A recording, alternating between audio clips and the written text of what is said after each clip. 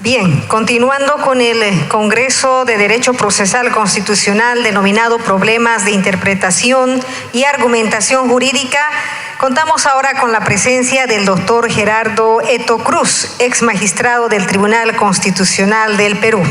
El doctor Gerardo Eto Cruz realizó sus estudios en grado académico, bachiller en Derecho y Ciencias Políticas, diplomado en Defensa Nacional por el Centro de Defensa Nacional, Ministerio de Defensa, España, doctorado en Derecho Público en la Universidad de Santiago de Compostela, Galicia, España, y dentro de la trayectoria profesional ha sido y es docente de la Universidad Nacional de Trujillo, Universidad Privada César Vallejo, Universidad Privada Antenor Orrego, Universidad Privada del Norte, Academia Nacional de la Magistratura. Entre las cátedras que imparte, Derecho Constitucional General y Teoría del Estado, Derecho Constitucional, Derecho Procesal Constitucional, entre otras. Como experiencia laboral, ha realizado el ejercicio libre de la profesión desde 1986, ha sido asesor legal de la Casa Grande, asesor legal del diario Nuevo Norte. Gracias, ilustre magistrada. Queridos amigos, muchas gracias porque ayer en la tarde fue una tarde que estábamos todos al borde de los brazos del dios Morfeo. Y ahora, esta es la hora en donde estamos ya al borde del cansancio. Por eso estoy tomando mi cafecito. No se preocupen que no va a haber una tortura china de desarrollar in extenso el tema. Voy a tratar de comprimir algunas ideas. Antes de entrar en la materia, permítaseme hacer un breve introito de cierto barniz filosófico de lo que está ocurriendo en los escenarios contemporáneos del planeta Tierra. Ocurre que quienes tratan de entender la condición humana en su perspectiva trascendental son los filósofos. Han existido clásicos filósofos que han tratado de entender la realidad óntica del ser en términos omnicomprensivos y totalizadores. Eso, el filósofo que ayer cité, Jean-François Lyotard, filósofo galo-francés, a fines de los 70 emite un demoledor libro, y es pequeño, libro que hay que leer antes de morir, La condición postmoderna. Y luego habría de escribir otro libro, muy sardónico él, por el título, La posmodernidad explicada para niños. Es obvio que no es explicada para los niños, sino para la gente adulta. Repito, para Lyotard, la posmodernidad pretende hacer una crítica a la modernidad. Y que la modernidad se ha venido sustentando en grandes metarrelatos. Estos metarrelatos han tratado de darle una concepción del mundo a los habitantes, seres humanos que habitamos el planeta Tierra. Y esos metarrelatos él los encapsula en el cristianismo, en prácticamente el iluminismo o racionalismo, el capitalismo y el socialismo. Metarrelatos sustentados y subyacentes en una suerte de teología en la cual se trata de profecías no cumplidas. Y uno de los maravillosos metarrelatos que está en nuestro constructo mental, desde que uno nace hasta que se va al otro barrio, es la concepción en torno a Dios que cada uno desde nuestra nostridad y mismidad tenemos. Y en esa perspectiva, desde la cuna hasta la tumba, en los estertores de nuestra muerte, de cada uno, de nuestra individualidad, siempre habremos de concebir algo en torno a Dios. No solamente para los que somos creyentes, sino para los no creyentes. Por ejemplo, amigos franceses tienen una un alter ego de los franceses que ellos se califican agnósticos, escépticos, ya si son de postdoctorado, ateos. Pero a la postre, hasta los ateos van a tener siempre una concepción del mundo en el campo religioso. Decía esto porque, por ejemplo, el metarrelato del cristianismo, y es que el tema es un tema procesal, pero permítame este breve introito. El cristianismo se sustenta en la profecía de que va a haber el Cordero Divino, sacro, de un niño que va a venir a salvar de la humanidad nuestros pecados. Una maravillosa construcción que bucólicamente estamos en 2018 años de cristianismo y lo vemos dibujado hasta en las Navidades con el pesebre, con el niño, con la Virgen María, que nace impertérrita, impolutamente virgen. Aparte, el iluminismo es otro metarrelato que está subyacente en nosotros, en donde la diosa razón concibe y pergeña desde nuestro constructo mental cosas y se piensa, se reputa que todo lo que nuestra razón, nuestra diosa razón concibe, se va en la realidad óntica del ser a cristalizar, a materializar. Y así seguiríamos con el liberalismo, que predica la felicidad y el bienestar a partir del money, del business, del negocio. Yo veo, por ejemplo, muchas damas muy ricas que sus maridos le dan unas tarjetas que tienen cuentas extraordinarias, metafóricamente estoy hablando, no estoy aludiendo a ninguna dama acá, pero cuando la felicidad de la dama es que se va a un mall y siente no sé qué cosita y compra la cartera Butón, el perfume tal, Givenchy tal, los zapatos, porque las mujeres matan por las carteras y los zapatos. Una vez que ya han comprado todo eso, se le pasó esa adrenalina y luego vuelta quieren comprar. Por eso el Papa en algún momento decía que las cosas deben ser para utilizarse, y las personas no son para utilizarse, son para vivenciarse. El marxismo, versión socialismo real, predicaba lo mismo que el liberalismo, pero en el otro extremo, que la felicidad debe ser colectivizada. Grandes metarrelatos no cumplidos. Yo estoy terminando una obra que se va a llamar Constitución y Posmodernidad, y he caído en la cuenta de que la Constitución también se ubica como un metarrelato que sale de los predios del iluminismo como concepción racionalista, dieciochesca, decimonónica, en donde los sublimes y románticos constituyentes construyen un proyecto normativo y que piensan bucólicamente que se va a cumplir. Recordad la tipología de Carl Einstein sobre las constituciones desde el punto de vista ontológico: constituciones normativas, aquellas que se cumplen, nominales, nuestras constituciones latinoamericanas que se cumplen a medias, y las semánticas, que son aquellas constituciones que se mandan a hacer los dictadores para legitimizar lo ya hecho. En este contexto, los metarrelatos que plantea y que critica François Lyotard, él replantea y dice que la posmodernidad hoy debe sustentarse en microrelatos, y hace la alegoría de lo que hablaba en su momento este gran filósofo Isaías Berlin. Él publicó por los años 50 una gran metáfora: el erizo y la zorra. El erizo anda siempre pavoneándose el animalito, porque sabe una sola gran verdad.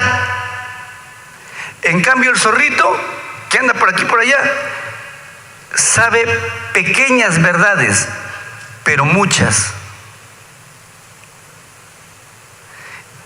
Esto que toma Isaías Berlin lo recoge del poeta griego Arquíloco en la metáfora de esas fábulas que hablaban los griegos de la época. Digo esto porque hoy por hoy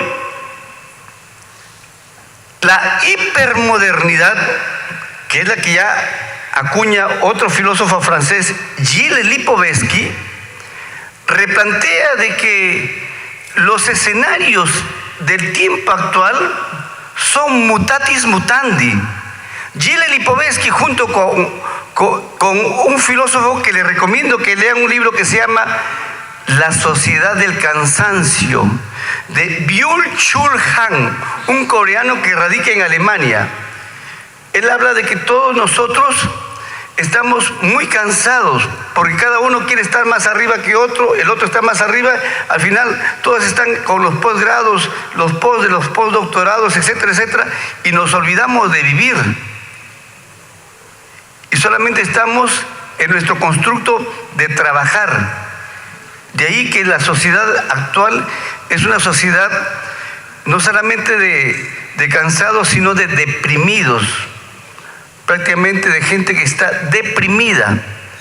Y nuevamente Gilles Lipovetsky, que había publicado un libro que se llamaba La era del vacío, la generación donde le importa ya las ideologías, sino el vivir, acaba de publicar hace poco un libro, La era de la decepción. Son la era de los chicos que han estudiado tanto, pero están decepcionados porque no tienen buena remuneración y no se les reconoce sus trabajos que realizan. ¿Por qué hago esta inauguración preliminar? Porque precisamente si la Constitución se ha convertido en un metarrelato, también constituye metarrelato la teoría procesal clásica y ortodoxa, que no concibe microrrelatos consistentes en que no solamente el legislador puede crear las reglas procesales o procedimentales, sino también los jueces podrán crear reglas procesales en paralelo o distintas a las que están establecidas en los códigos procesales constitucionales. He ahí el tema, y es ahí donde la jurisdicción constitucional, que ya se nos viene con 100 años, se ubica dentro de los escenarios de la posmodernidad. ¿Qué noción, en primer lugar, entramos ya en materia? ¿Cómo podríamos entender como descripción conceptual lo que es la autonomía procesal? Voy a tratar de dar una descripción sin apasionamiento subjetivo, sino voy a hacer una descripción objetiva, despersonalizada en términos axiológicos, y enunciaríamos así: la autonomía procesal puede entenderse como aquella potestad discrecional que tienen los miembros de los tribunales, salas o cortes constitucionales para crear,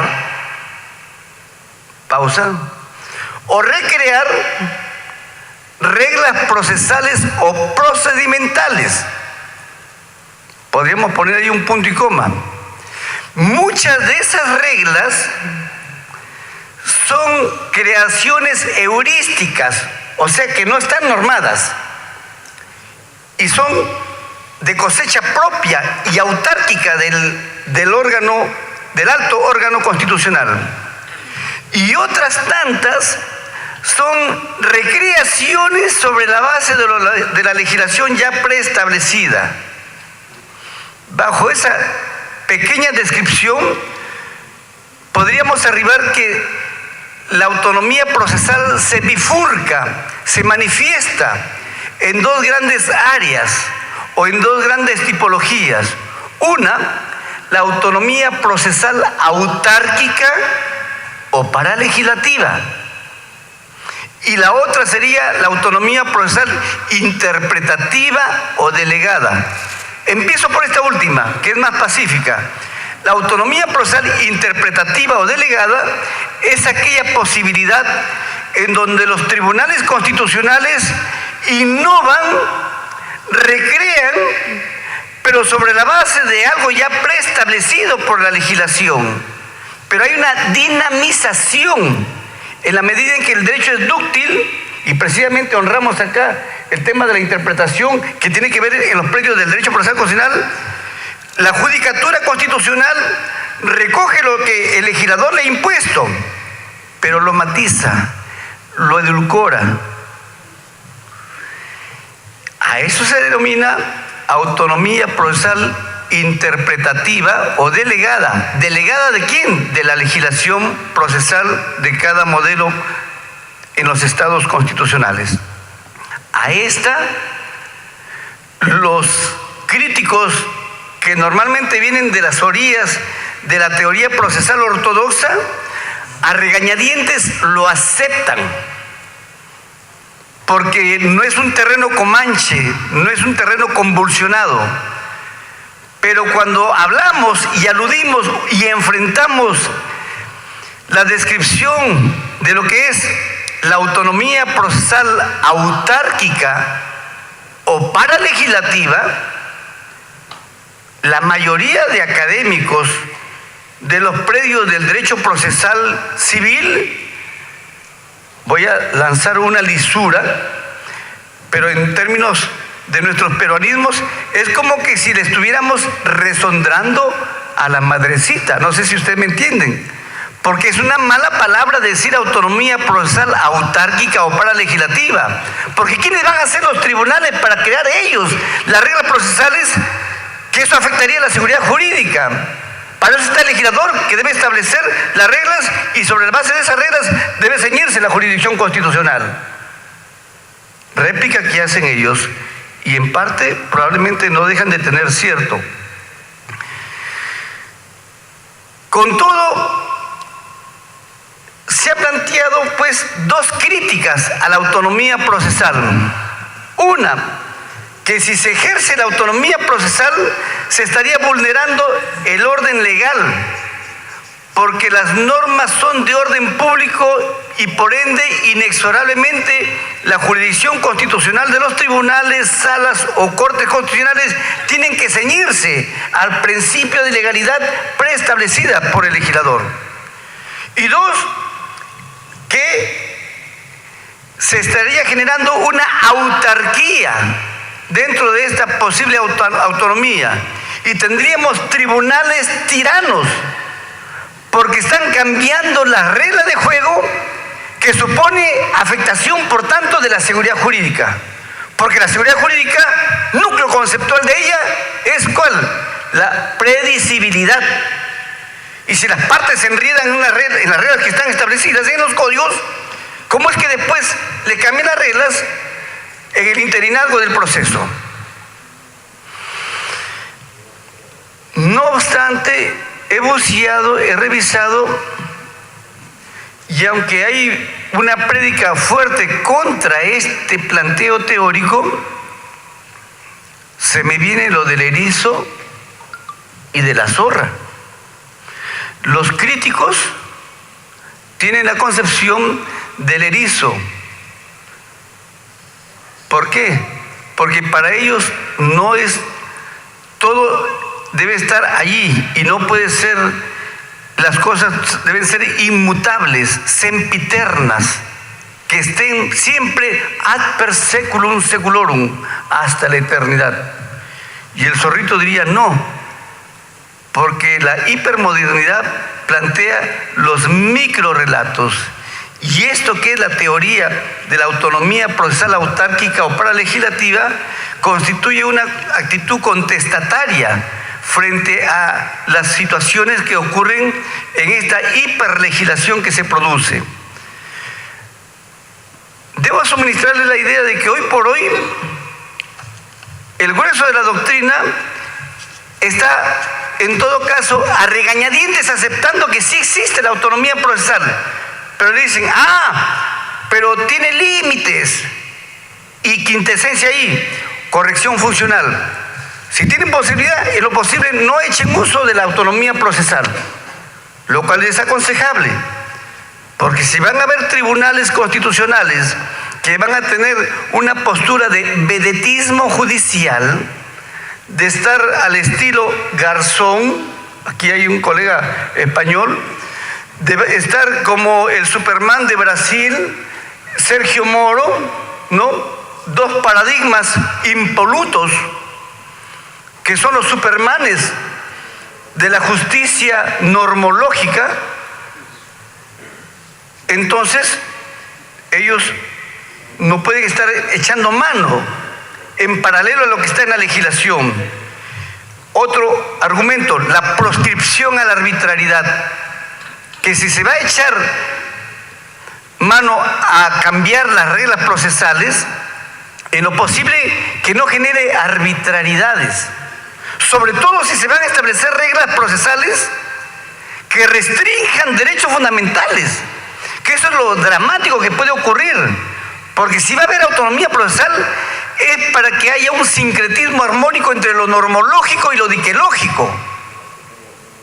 Lo normológico es lo que está establecido en la legislación procesal, pero el desideratum axiológico de la estrella inalcanzable que es la justicia humana, pérfida a veces, inalcanzable, es lo diquelógico, como diría en su momento Ernest Goldschmidt, cuyo discípulo después sería Germán Vidal Campos, que planteó que la idea es que los jueces no solamente deben tener apego a lo normológico, sino a lo diquelógico, que es lo justo, lo legítimo, lo axiológicamente deseable. Tercera crítica, que si se va a hacer uso de la autonomía procesal, se afecta a la seguridad jurídica, sin más. Y cuarta crítica, que con todo, si se impulsa es para que ocurra una máxima protección de los derechos de estirpe ius fundamental. A regañadientes, pero ya se acepta. Voy a pasar brevísimamente un brochazo panorámico para demostrar empíricamente que sí ha habido, a nivel comparado, la autonomía procesal en distintas esferas de la legislación comparada. Uno, la creación de la Judicial Review. La Constitución norteamericana, la primera del mundo de 1787, no establecía en sus breves artículos que los jueces pueden controlar la constitucionalidad de las leyes. Tuvo que ver un juez llamado Jean Marshall, en ese archifamoso caso Marbury versus Madison, en donde se planteó la tesis de que un presidente saliente nombra a varios magistrados. Entre ellos, nombra al presidente Jean Marshall como presidente de la Suprema Corte. Y luego, a la hora decimonona, nombra a Marbury, otro magistrado. Pero Jefferson, que llega a ser el nuevo presidente, le dice a su nuevo ministro de Justicia, allá le llaman secretarios, oye tú, no le des las credenciales a Marbury y no le das las credenciales para que asuma la judicatura. En el circuito federal, me parece, en Nueva York.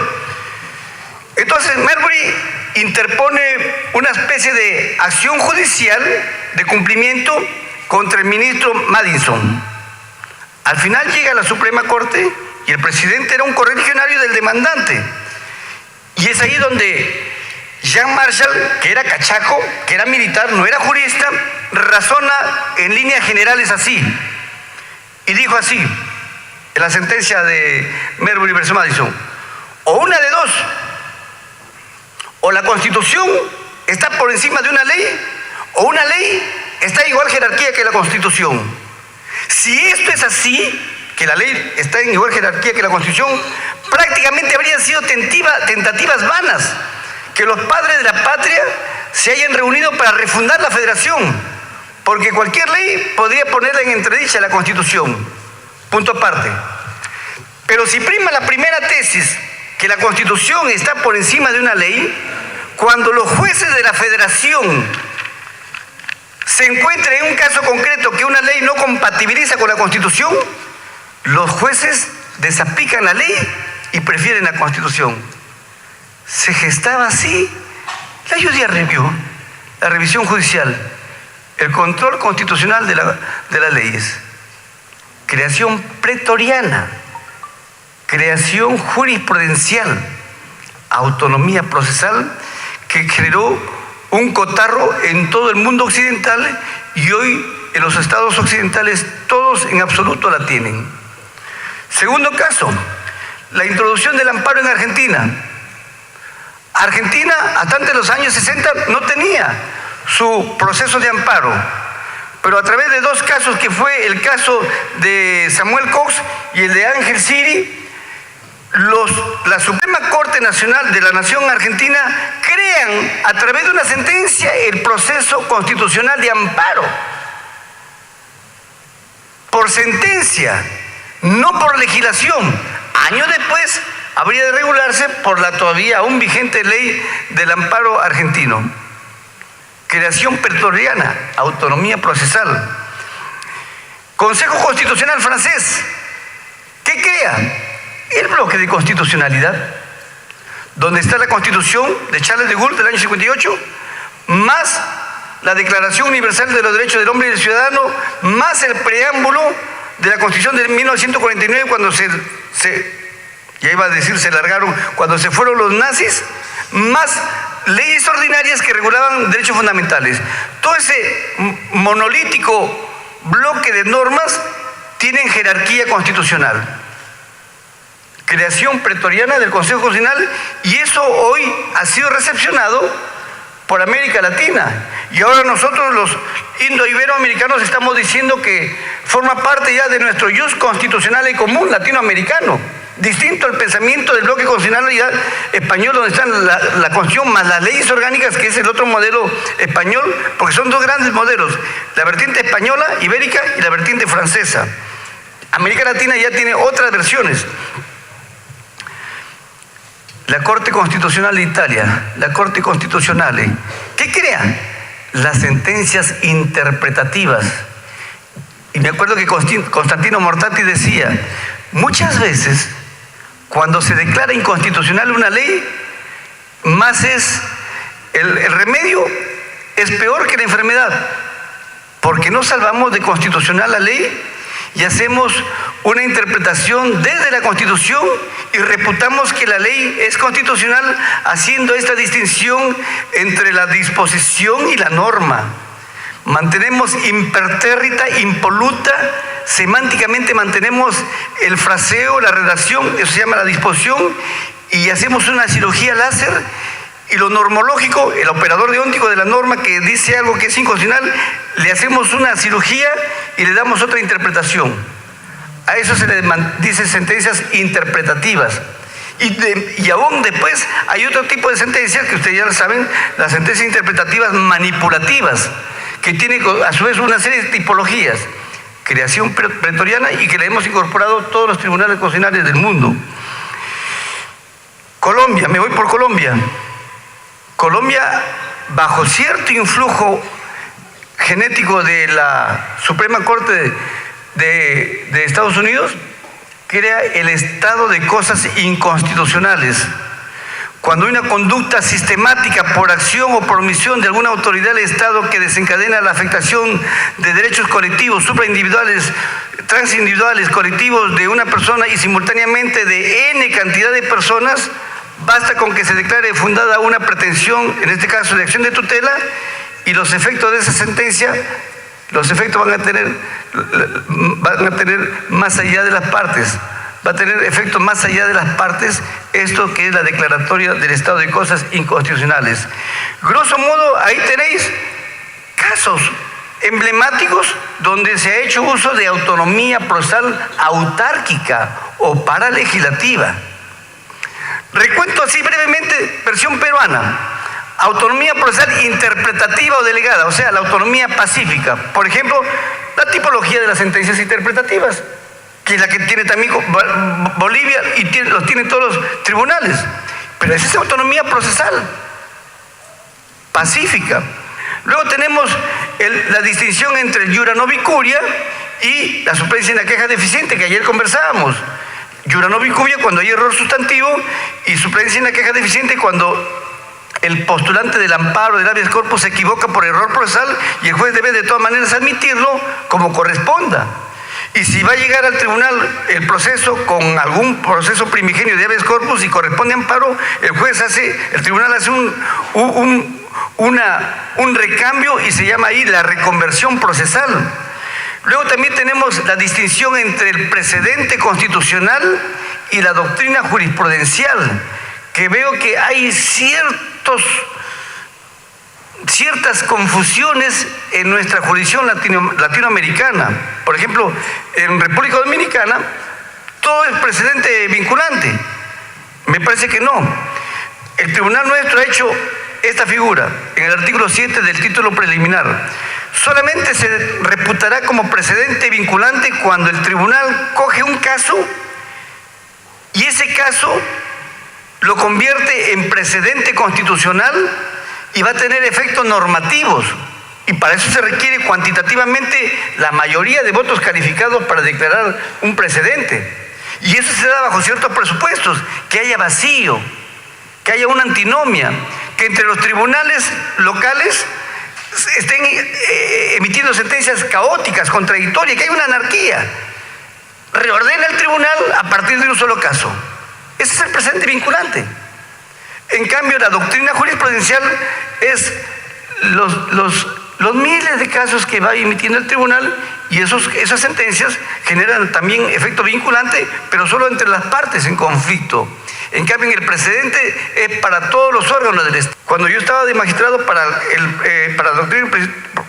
doctrina jurisprudencial 3 votos, pero para el precedente se requerían 5 votos. El actual tribunal lo acortó para 4, lo que no me parece correcto.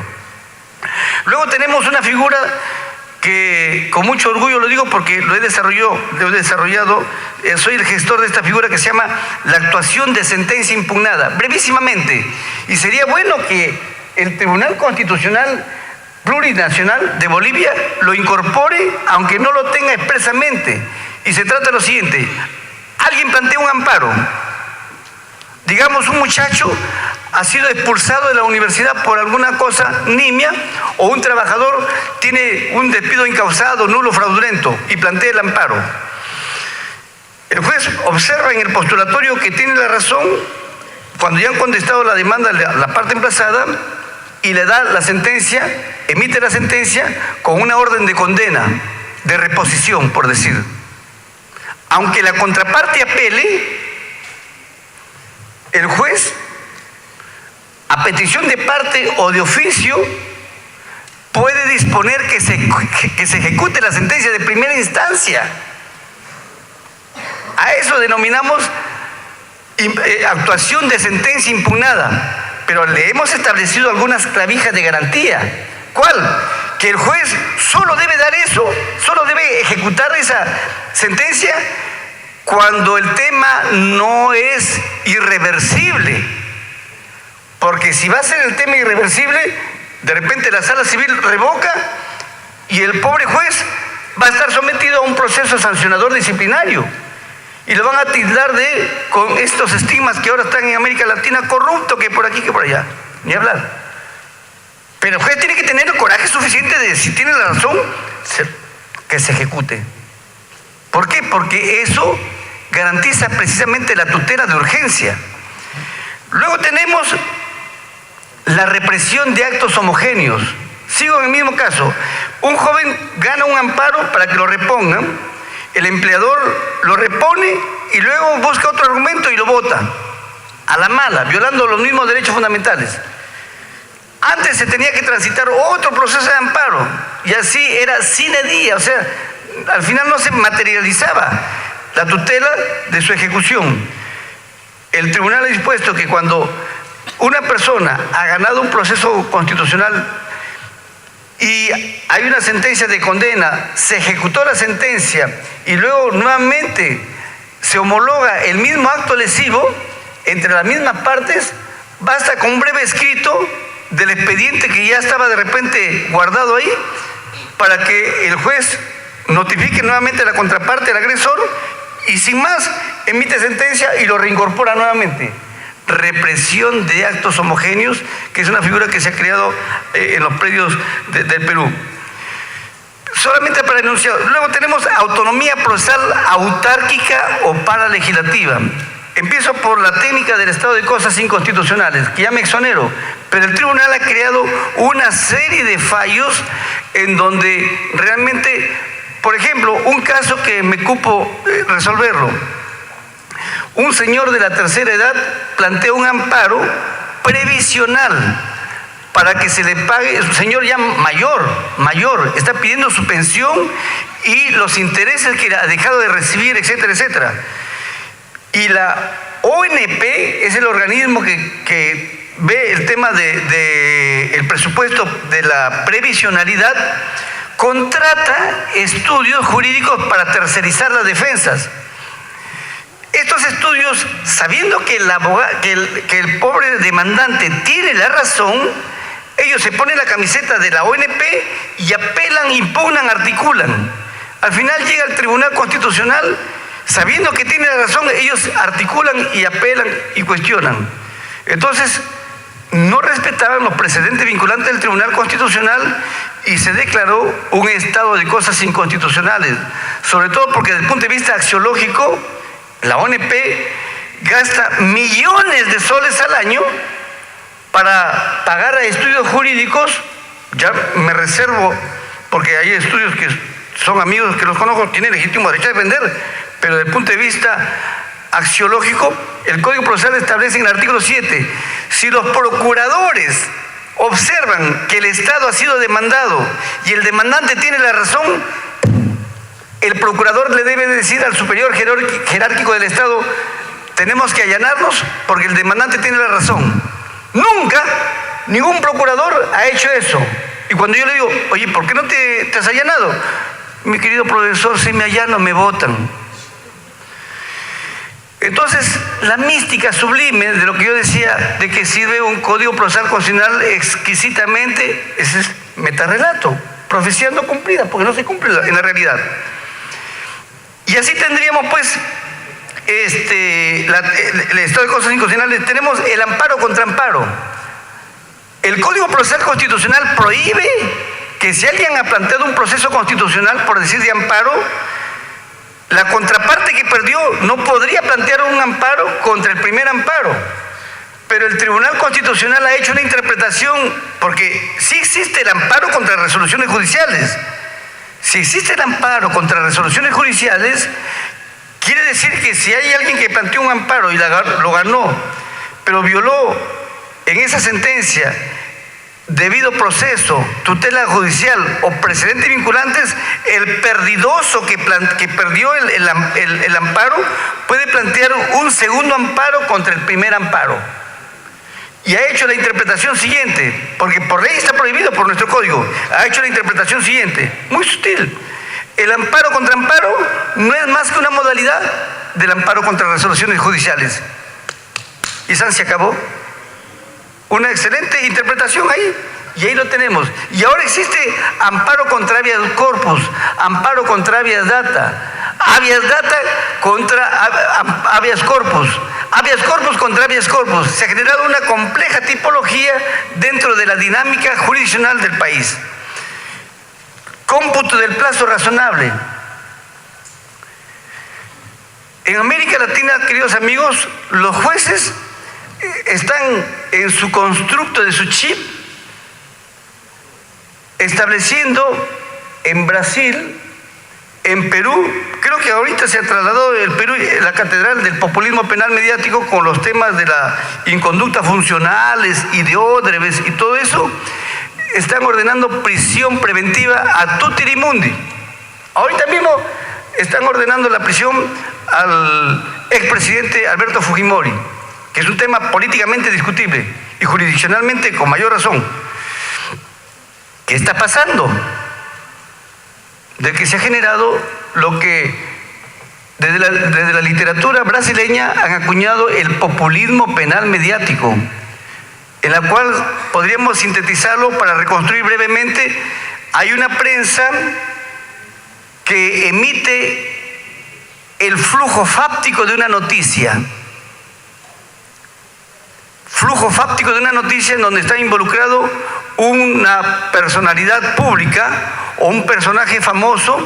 Hay un libro que le recomiendo, El declive del hombre público. Quien ha sido hombre público, de una u otra manera, sale estigmatizado. En consecuencia, tenemos el flujo mediático de la prensa. Pero la prensa se ha arrogado la reserva de la moral pública y privada. Califica y descalifica los hechos. Y si por otro lado tenemos una judicatura timorata, del periodicazo que está allí diariamente acosando, el juez lo que va a hacer es emitir un fallo de acuerdo al humor de la prensa. Y tenemos no una audiencia, sino una teleaudiencia. Todo el país a las 8 o 9 de la noche está sentado viendo los canales y los escenarios donde algunos ven pasar a sus enemigos como cadáveres políticos. Y todo eso mutatis mutandi, porque todo da vuelta en el reino de este mundo. Estas cosas tenemos que pararlas. El mundo académico debe empezar a replantear la conducta de mutación que se está generando, porque la prensa desde hace mucho tiempo, y no solamente en América Latina, sino en todo el mundo, se ha generado una prensa de la espectacularización. Mario Vargas Llosa hace algunos años ha publicado La civilización del espectáculo. Y en estos momentos, nuestra posmodernidad, lo que le gusta es lo que ya sabemos, el morbo y ver todas estas cuestiones, que es lo que vende, porque una periodista me decía, profesor, una buena noticia para los periodistas es una mala noticia, y una mala noticia es una buena noticia, porque vende.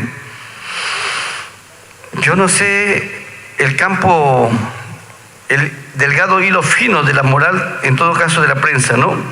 Y te decía el cómputo del plazo razonable, porque a la gente las políticas criminales que hace el Estado es hiperpenalizar, hipercriminalizar, y penaliza presuntos bienes jurídicos que realmente no tienen razón de ser, ¿no? Luego tenemos la inconvencionalidad por omisión, que es una creación pretoriana nuestra, que consiste, hago el breve introito y ya con esto termino ya.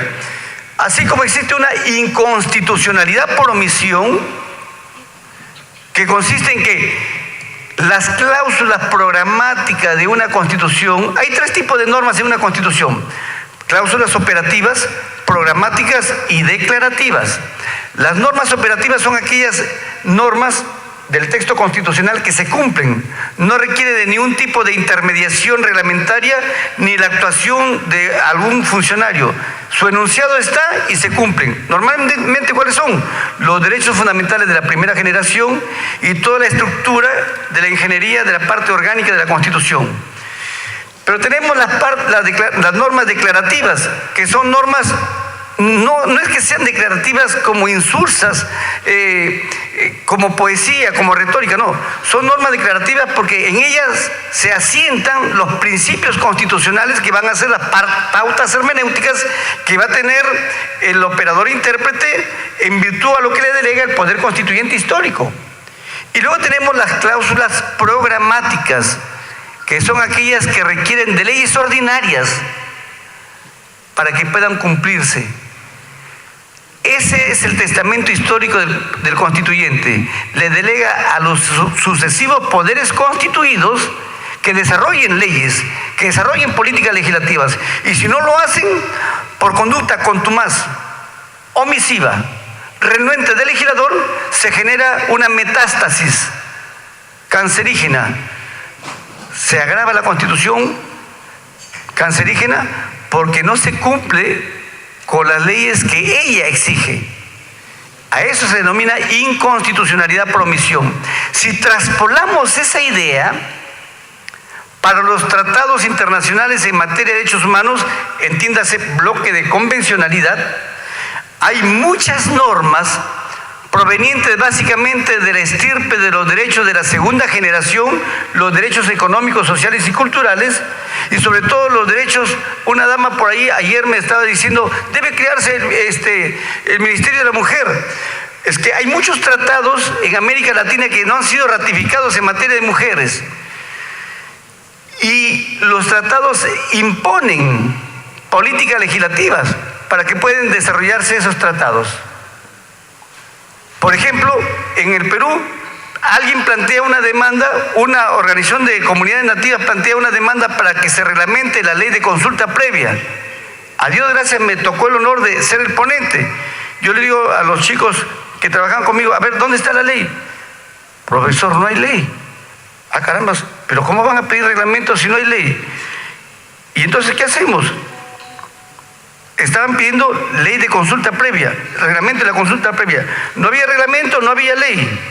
Yo dije, bueno, vamos a estudiarla bajo el marco de una interpretación desde la Constitución para que se pueda desarrollar como que está como cláusula implícita. Pero obviamente hay un tratado, que es el convenio OIT 169, que regula la consulta previa. Y la consulta previa, ahí taxativamente hay un artículo que le dice a cada Estado que debe dar una ley ordinaria para que reglamente la consulta previa. Y el Estado en 18 años, el Estado peruano 18 años y más, ahí ningún parlamentario se dignó en haberla desarrollado. Y aquí estamos hablando también de multiculturalismo, pueblos autóctonos originarios, como acá nuestro hermano país de Bolivia, Perú, Ecuador, Colombia, Brasil, ¿no? Que estamos hermanados por muchos lazos históricos. Tenemos pueblos originarios. Y cuando va a haber una mega inversión, se le debe pedir pues a una consulta a los pueblos donde va a haber el impacto medioambiental. Se sacó favorable la sentencia, se ordenó que el Estado emita la ley al amparo de la consulta previa. El Estado no demoró ni 6 meses y dictó la ley de consulta previa bajo el marco implícito de que ahí había una inconvencionalidad por omisión, porque había este tratado que no había sido desarrollado. Como podrán apreciar, y ya estoy terminando, el tema de la autonomía procesal no es una audacia, no es una majadería, no es una actitud tirana de los tribunales, salas o cortes. Cuando hay algún vacío en la propia legislación procesal, y si la concepción sublime de la jurisdicción constitucional es afirmar la supremacía de la Constitución y la vigencia efectiva de los derechos fundamentales, los miembros de los tribunales constitucionales tienen la autoridad suficientemente moral para hacer una heurística, una inventiva, una recreación y suplir en paralelo las reglas procesales, siempre y cuando que sea para afirmar pro homini, favor libertatis, pero no para restringir derechos fundamentales. La autonomía procesal no funciona así. El juego es para afirmar derechos fundamentales, no para restringirles ni negarles. Esta es más o menos una de las reflexiones que hoy concita nuestra hipermodernidad o posmodernidad. Muchas gracias.